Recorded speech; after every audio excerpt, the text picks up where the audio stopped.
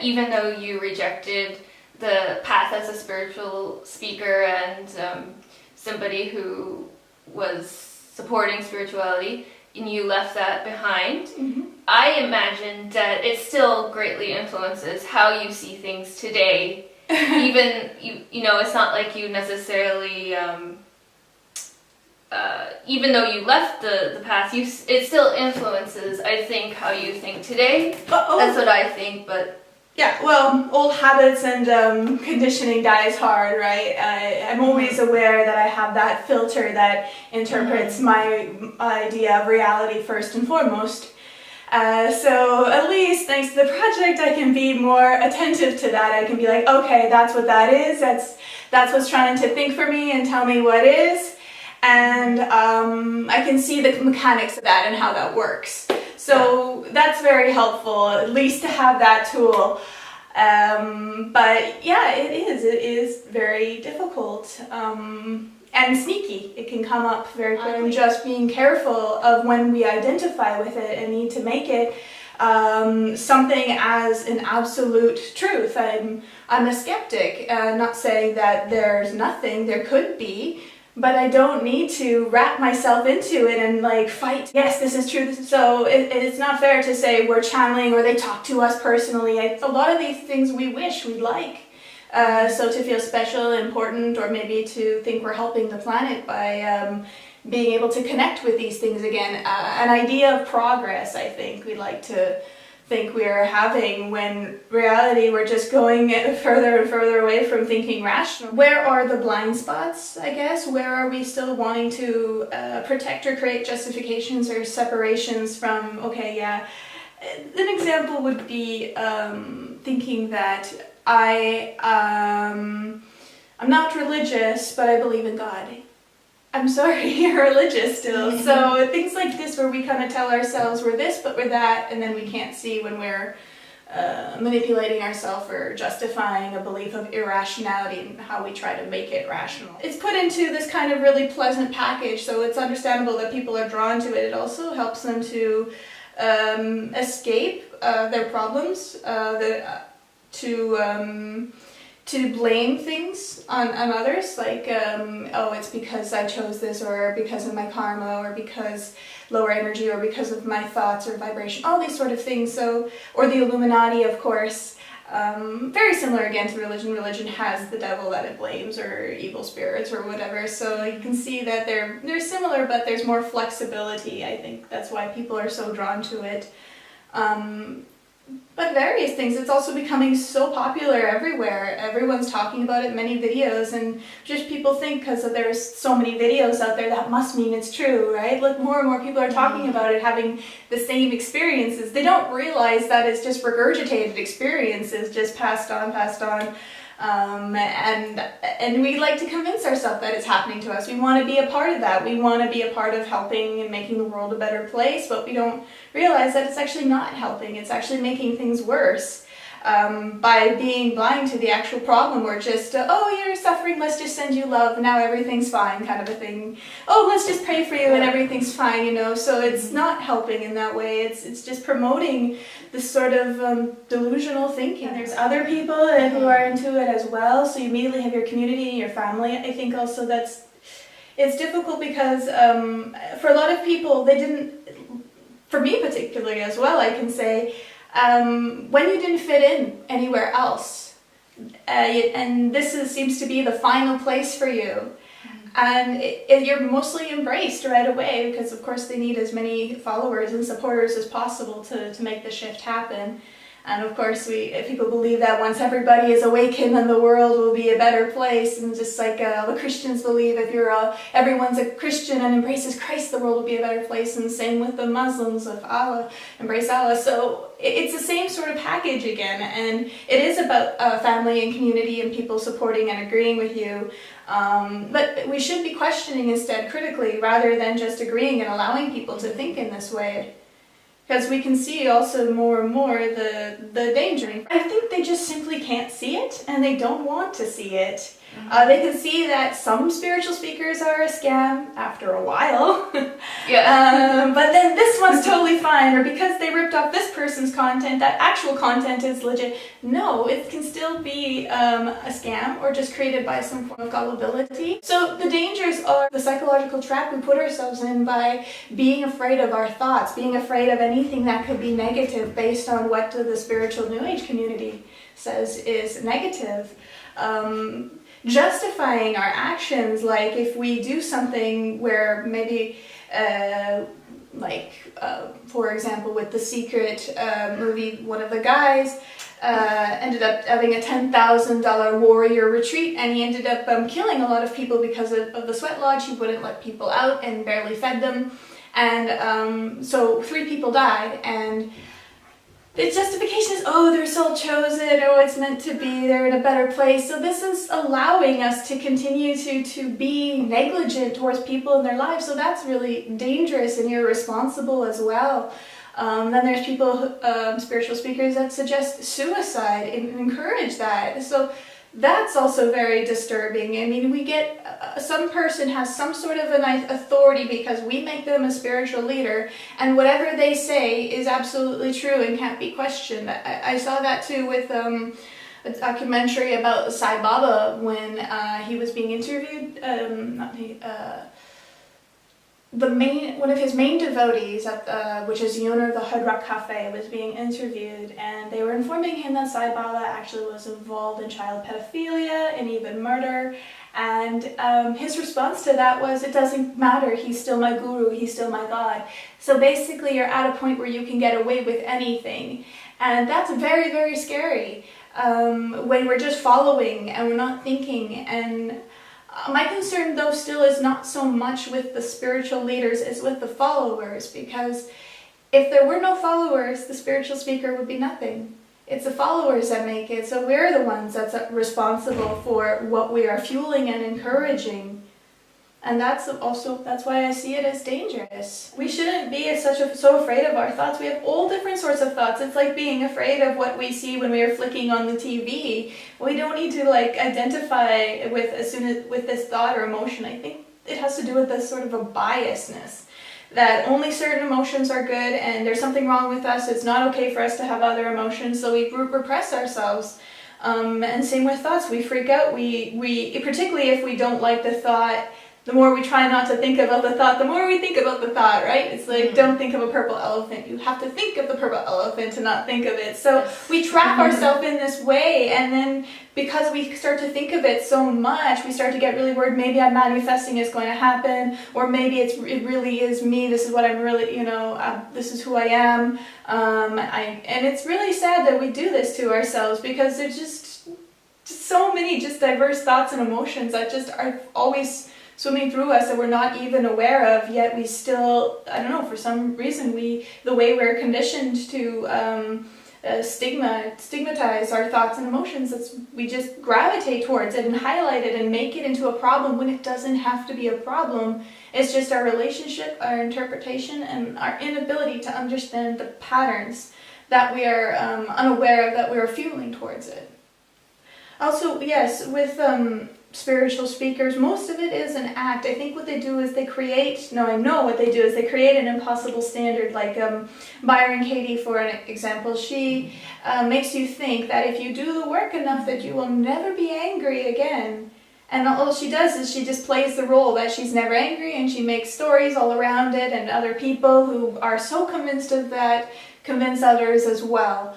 But she actually does get angry. But what happens is people become so frustrated because they do the work over and over and over again, and they're still getting angry. So it's this perfect loop to make yourself loyal to this sort of whatever spiritual practice or whatever. She's more motivational in that way. It's not really considered so spiritual. She walks that fine line, but still you can see the kind of loop of impossibility. Impossible standards that are asked of us. So that's also my concern with spirituality. They ask for impossible standards, and the way to achieve it is you have to have strange rituals and routines, and you have to meditate at this time because this is the best time, and you have to stare at the sun at this time because this is the best time. So we're completely enslaving ourselves in these micro rituals, which is no different than having to be a monk in a temple in Tibet or wherever, where you're just living in a ritual, perpetually doing the same things over and over again in hopes to have some sort of enlightenment or clarity.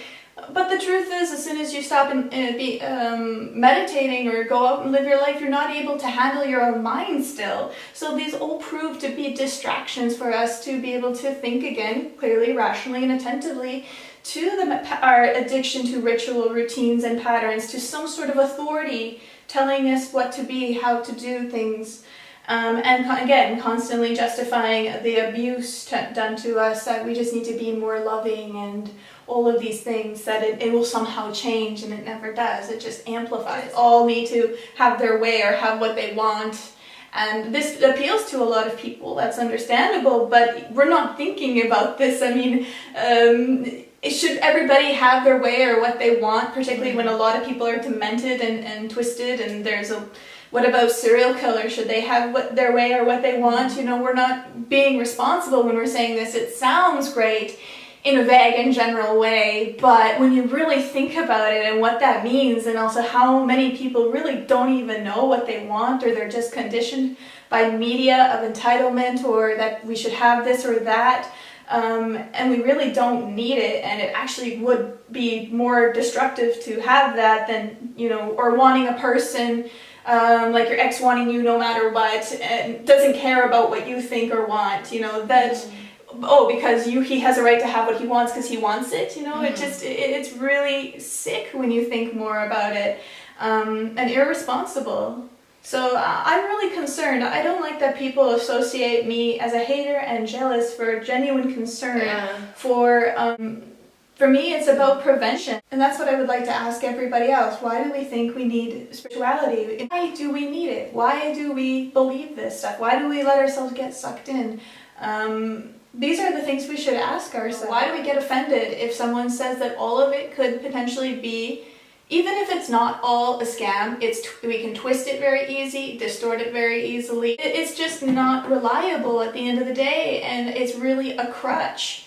And really handicaps our ability to think. I've seen it so much. I've seen so many people being committed to mental institutions because of they're unable to function anymore. They've just completely lost themselves to these beliefs, and they are very fanatical about it, you know, screaming, you know, about the reptilian people and all of that, and we're so influenced by what we read and what we hear and what other people say. But I mean, if David Icke wrote about banana people, I wouldn't be surprised if that's what everybody claimed to be seeing suddenly. I would still love like the bizarre and like the magic and wonder. I love fantasy, I love animation, Miyazaki.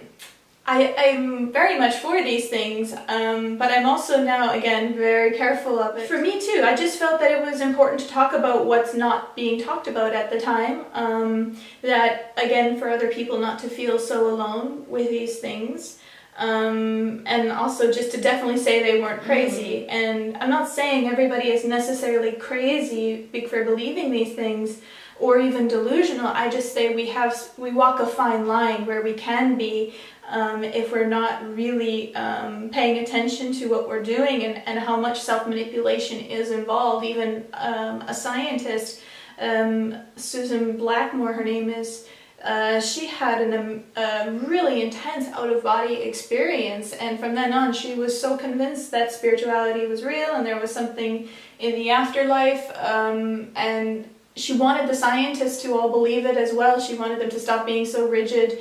And so she did extensive tests and research, and after all those years, what she found is she actually really came from a self-manipulation.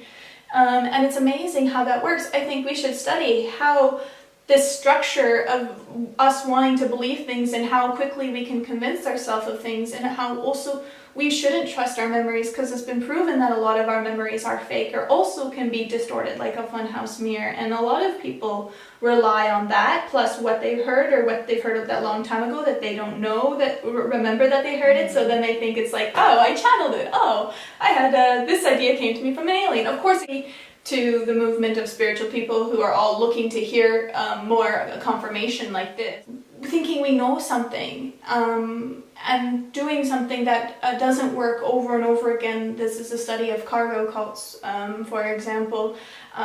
So if psychologists are taught to deal with a person this way and it doesn't work, they just keep, doing that same thing over and over again, even if it doesn't work for the psychologist as well.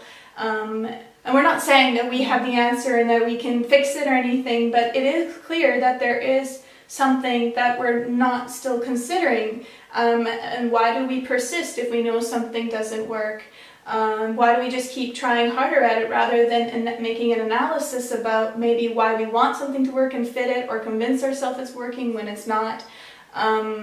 And so that's why I think it's a difficult way in with what we're doing when it comes to science academia, and again, how we come in, it sounds like we have the answer and we don't. We just want to ask the questions and encourage academia to ask these questions as well. Now, what the problem is with identity and